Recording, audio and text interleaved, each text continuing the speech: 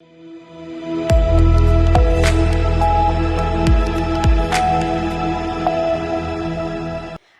Break के बाद स्वागत है आपका मध्य प्रदेश और छत्तीसगढ़ बुलेटिन में। मैं हूं आपके साथ इशिता तिवारी। रुक करेंगे बुलेटिन में दुर्ग की, जहां किसानों ने एक कृषि केंद्र पर धोखाधड़ी का आरोप लगाते हुए प्रशासन से न्याय की गुहार लगाई है। साथ ही बात करेंगे राजगढ़ की, जहां आम आदमी पार्टी द्वारा खिलचीपुर में बाबा साहेब डॉक्टर भीमराव अम्बेडकर की जयंती धूमधाम से मनाई गई। ऐसी तमाम खबरों पर विस्तार से करेंगे चर्चा। राजधानी भोपाल में भारत रत्न संविधान निर्माता डॉक्टर भीमराव अम्बेडकर की 135वीं जयंती हर्षोल्लास और श्रद्धा के साथ मनाई गई। अम्बेडकर चौराहा पर स्थित प्रतिमा पर बड़ी संख्या में लोगों ने पहुंचकर माल्यार्पण एवं पुष्प अर्पित कर बाबा साहेब को नमन किया। कार्यक्रम के दौरान अम्बेडकर चौराहा पर विभिन्न संगठनों एवं संस्थाओं द्वारा सेवा शिविर लगाए गए, जिनमें फल वितरण, ठंडाई, शीतल जल सहित कई प्रकार की सामग्री का वितरण किया गया।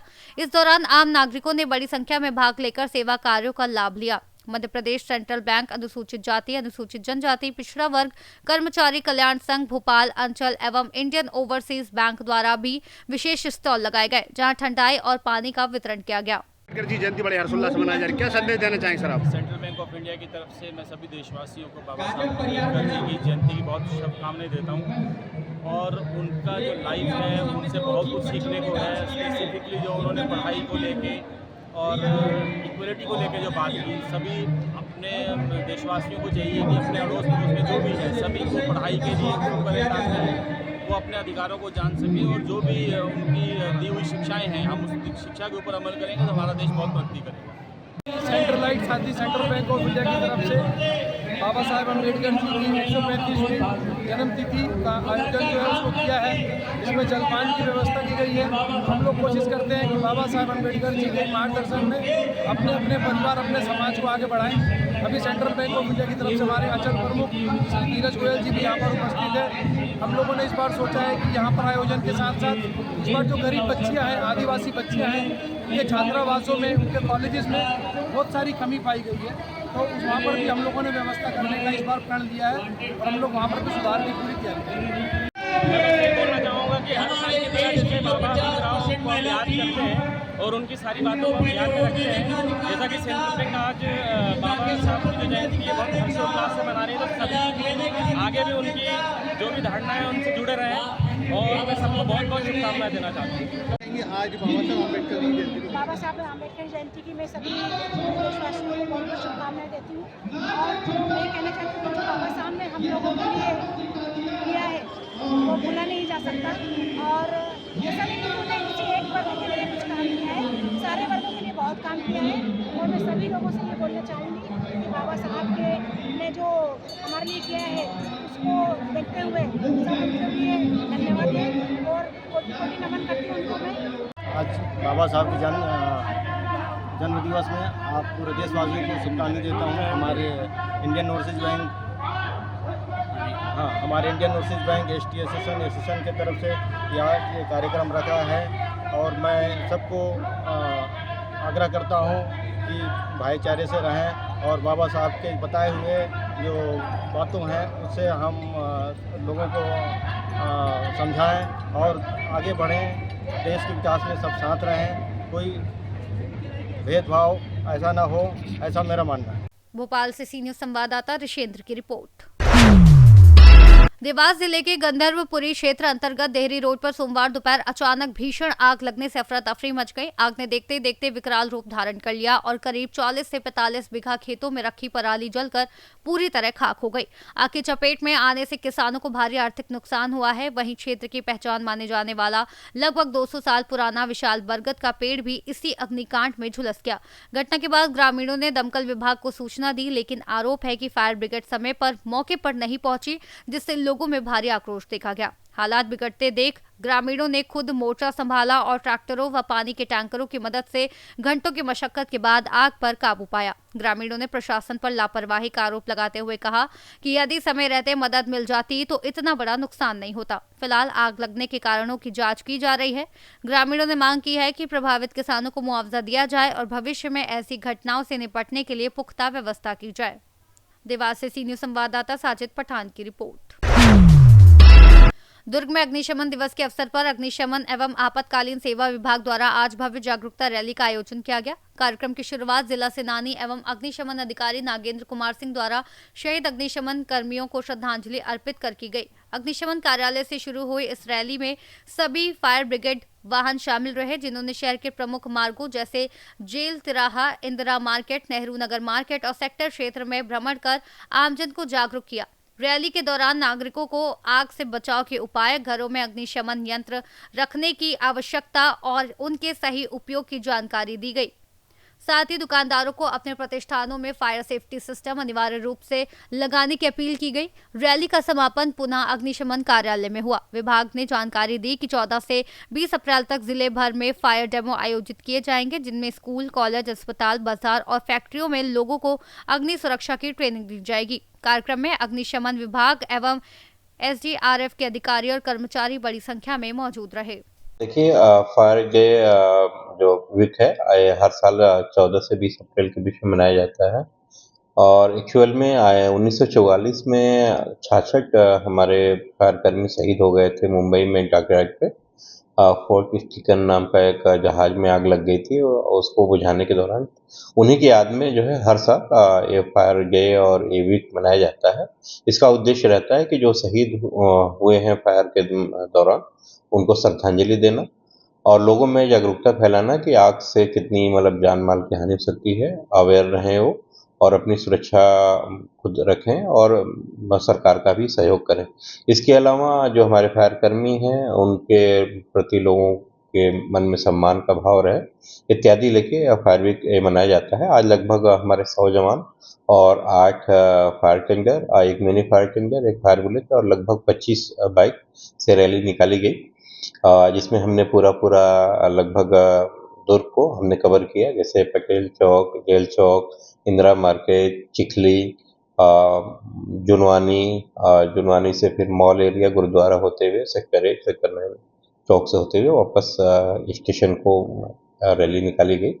और इसका उद्देश्य यही था कि लोगों के मन में जागरूकता फैले ज़्यादा से ज़्यादा। और इस वीक के दौरान हम लोग विभिन्न तरह के कार्यक्रम जैसे कि रंगोली कार्यक्रम हो गया, क्विज कार्यक्रम हो गया, हॉस्पिटल में मॉक ड्रिल हो गया, इंडस्ट्री में मॉक ड्रिल हो गया, स्कूल में मॉक ड्रिल हो गया, तो ये सब सारी चीज़ें जो है हम प्रतिदिन हम लोग करते रहेंगे।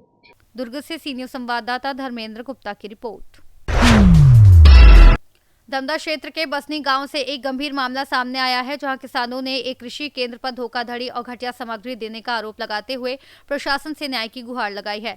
मामला तब सामने आया जब पीड़ित किसान अनुविभागीय अधिकारी कार्यालय पहुंचे और अपनी शिकायत दर्ज कराई। किसानों के अनुसार बसनी गांव के सरपंच पति सत कुमार निषाद की लगभग 4 एकड़ धान की फसल पूरी तरह बर्बाद हो गई, जिससे उन्हें लाखों रुपए का नुकसान हुआ है।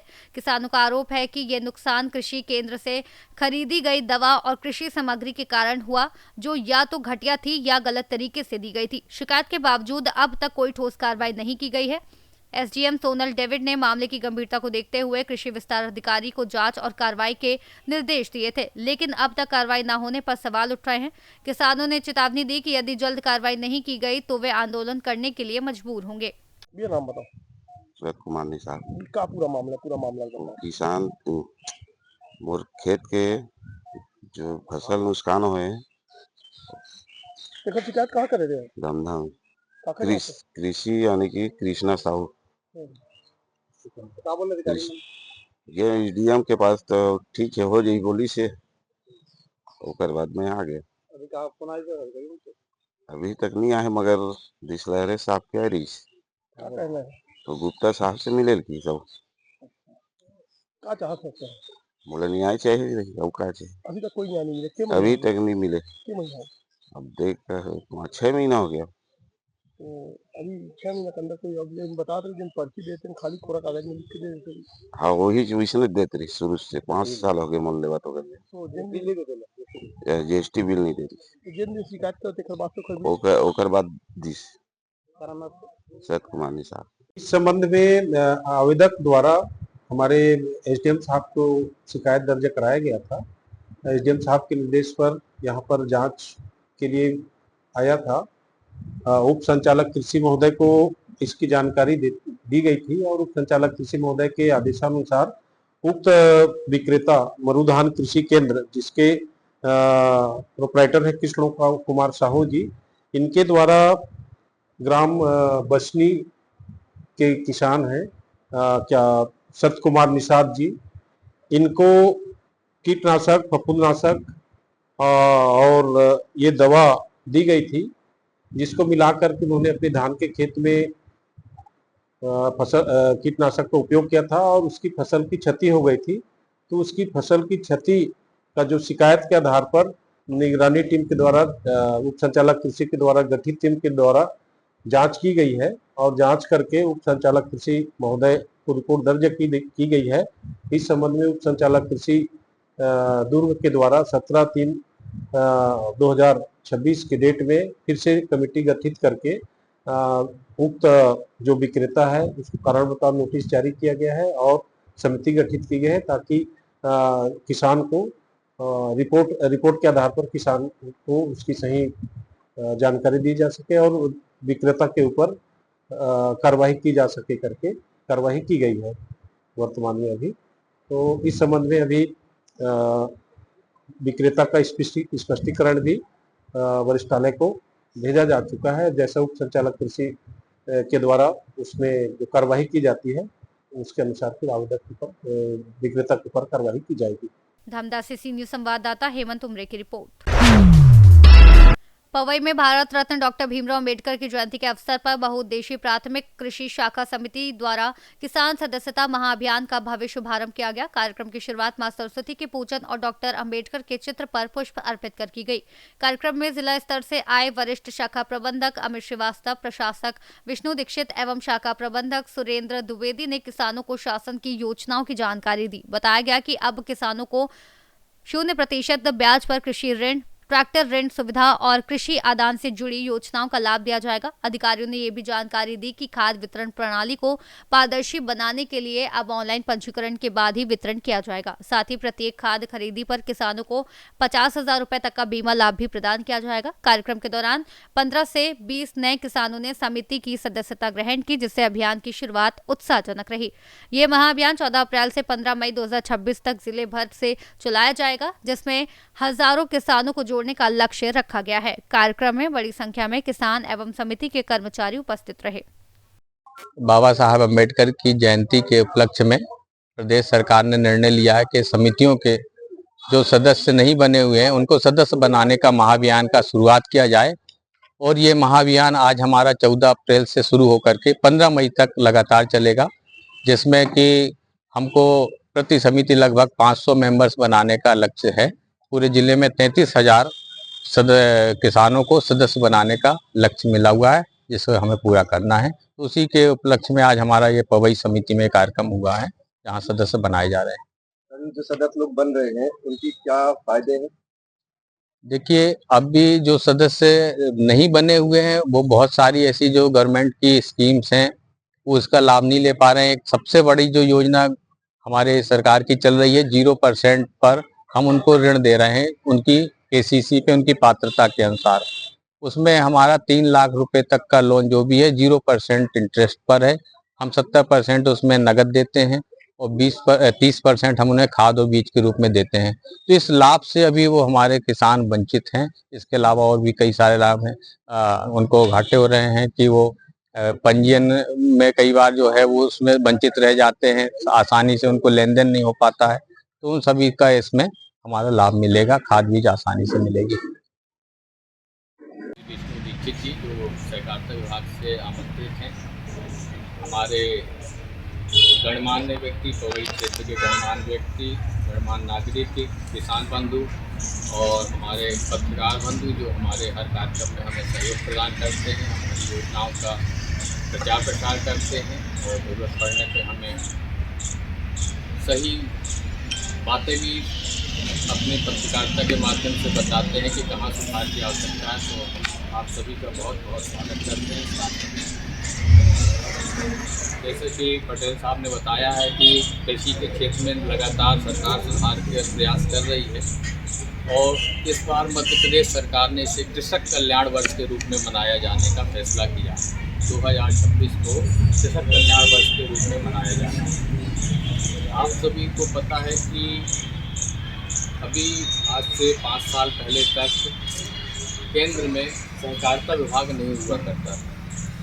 वो कृषि मंत्रालय के साथ में एक अटैच के रूप में काम करता था, सहयोग के रूप में काम करता था। परंतु केंद्र सरकार ने पिछले 5-6 साल बाबा साहब अम्बेडकर की जयंती के उपलक्ष्य में प्रदेश सरकार ने निर्णय लिया है कि समितियों के जो सदस्य नहीं बने हुए हैं उनको सदस्य बनाने का महाअभियान का शुरुआत किया जाए। और ये महाअभियान आज हमारा 14 अप्रैल से शुरू होकर के 15 मई तक लगातार चलेगा, जिसमें कि हमको प्रति समिति लगभग 500 मेंबर्स बनाने का लक्ष्य है। पूरे जिले में 33,000 किसानों को सदस्य बनाने का लक्ष्य मिला हुआ है, जिसको हमें पूरा करना है। तो उसी के उपलक्ष्य में आज हमारा ये पवई समिति में कार्यक्रम हुआ है, जहाँ सदस्य बनाए जा रहे हैं। जो सदस्य लोग बन रहे हैं उनकी क्या फायदे हैं? देखिए, अभी जो सदस्य नहीं बने हुए हैं वो बहुत सारी ऐसी जो गवर्नमेंट की स्कीम्स हैं वो उसका लाभ नहीं ले पा रहे हैं। एक सबसे बड़ी जो योजना हमारे सरकार की चल रही है 0% पर हम उनको ऋण दे रहे हैं, उनकी केसीसी पे उनकी पात्रता के अनुसार। उसमें हमारा 3 लाख रुपए तक का लोन जो भी है 0% इंटरेस्ट पर है। हम 70% उसमें नगद देते हैं और 30% हम उन्हें खाद और बीज के रूप में देते हैं। तो इस लाभ से अभी वो हमारे किसान वंचित हैं। इसके अलावा और भी कई सारे लाभ हैं। उनको घाटे हो रहे हैं कि वो पंजीयन में कई बार जो है वो उसमें वंचित रह जाते हैं, आसानी से उनको लेन देन नहीं हो पाता है। तो उन सभी का इसमें हमारा लाभ मिलेगा, खाद बीज आसानी से मिलेगी। पवई से सीनियर संवाददाता सुरेश कुमार द्विवेदी की रिपोर्ट। आज आम आदमी पार्टी राजगढ़ द्वारा खिलचीपुर में संविधान निर्माता बाबा साहेब डॉक्टर भीमराव अंबेडकर की जयंती हर्षोल्लास के साथ मनाई गई। ये गरिमामयी कार्यक्रम जिला उपाध्यक्ष गोवर्धन सिंह तंवर की अध्यक्षता एवं जिला अध्यक्ष दिनेश चंद्रवंशी के कुशल नेतृत्व में संपन्न हुआ। सभा को संबोधित करते हुए जिला अध्यक्ष दिनेश चंद्रवंशी ने सर्वप्रथम सभी को जयंती की शुभकामनाएं दी। जिला संगठन मंत्री रमेश चंद्र पुष्यद ने कार्यकर्ताओं को संबोधित करते हुए संगठन की मजबूती के लिए सभी को एकजुट रहने का आग्रह किया। जिला उपाध्यक्ष गोवर्धन सिंह तंवर ने कार्यकर्ताओं से पार्टी के आगामी कार्यक्रमों में बढ़ चढ़कर हिस्सा लेने की अपील की और सभी वरिष्ठ नेताओं व कार्यकर्ताओं का आभार व्यक्त किया। इस अवसर पर मुख्य रूप से दीपक मेवाड़े, मुस्ताक अली, पवन कुशवाहा, बद्रीलाल केवट, गोविंद परिहार, श्याम सुंदर, महेंद्र सिंह, उमराव सिंह, अमृत सिंह सहित बड़ी संख्या में पार्टी कार्यकर्ता और पदाधिकारी उपस्थित रहे। राजगढ़ से सीनियर संवाददाता जावेद खान की रिपोर्ट। सिरोंज तहसील के ग्राम सालपुर गांव में बीएसएनएल लाइन के कार्य में ठेकेदार की लापरवाही का दर्दनाक परिणाम सामने आया। ठेकेदार द्वारा सड़क पर खुला गड्ढा छोड़ दिया गया था, जिससे ग्रामीण जसवंत कुर्मी की भैंस गिर गई और उसकी मौत हो गई। ग्रामीणों का आरोप है कि ठेकेदार ने जानबूझकर लापरवाही बरती, जिससे किसान को भारी नुकसान उठाना पड़ा। इस घटना से ग्रामीणों में भारी आक्रोश है। वह ठेकेदार की लापरवाही के खिलाफ आवाज उठा रहे हैं और प्रशासन से न्याय की मांग कर रहे हैं। क्या प्रशासन इस मामले में उचित कार्रवाई करेगा और पीड़ित किसानों को न्याय दिलाएगा? क्या नाम है आपका? मेरा नाम जसवंत सिंह है। मैं सालपुर खुर्द से हूँ। क्या पंचायत लगती है आपकी? दामोदर खेड़ी पंचायत लगती है मेरी। तो अभी यहाँ पे कोई सरपंच सेक्रेटरी आया क्या तुम्हारे मिलने? नहीं, सरपंच नहीं आया। अच्छा, क्या मामला है जिसको लेकर तुम्हें? ये मामला ये है, रात के 11-12 बजे के समथिंग भैंस इस गड्ढे में गिर गई थी। तो गड्ढा काहेगा ये है बीएसएनएल वाली लाइन जो है, जेसीबी चलती है इसमें और उससे बोला भी था। पूरे गांव ने मेरी मदद की है और पूरे गांव ने बोला है कि भाई यहाँ पे बच्चे वगैरह जानवर वगैरह हैं तो इसको ज्यादा देर तक मत रखो, इसका काम करो। अच्छा, मेरी डाक मुझसे बात भी हुई, ठेकेदार से भी बात हुई। तो ठेकेदार ने मुझसे ये बोला था कि मैं आपका मुआवजा 10 से 20 हजार दूंगा। तो मेरे लिए 10 से 20 हजार के लिए नहीं, मैं उससे मुआवजा का वसूल करूंगा। और उसने मेरी बात हुई तो ये बोला कि आपने भैंस मार के डाल दी है उसमें। अच्छा। इसमें कोई अपना 1.5-2 लाख का नुकसान थोड़ी ना करेगा। मेरी भैंस की कीमत 1.5 से ऊपर है, 1.5 लाख से ऊपर है। अच्छा, उसमें मार के मैंने क्यों डालूंगा? अच्छा, एक चीज और बताओ कि आपकी एफआईआर वगैरह हुई इसमें? हाँ, मेरी एफआईआर हो गई हुई है और ठेकेदार के ही नाम से मैंने एफआईआर की है। मेरे पास नंबर है और मैंने ठेकेदार के ही नाम से, नीतेश जादौन के नाम से एफआईआर की है। अच्छा, और जेसीबी वाले कब भाग गए आपसे? जेसीबी वाले रात में ही भाग गए यहाँ से। ठीक। सिरोंज से सीनियर संवाददाता शिवोम रघुवंशी की रिपोर्ट। फिलहाल के लिए बुलेटिन में इतना ही। देश और दुनिया की तमाम बड़ी खबरों से जुड़ने के लिए आप बने रहिए सी न्यूज़ भारत के साथ।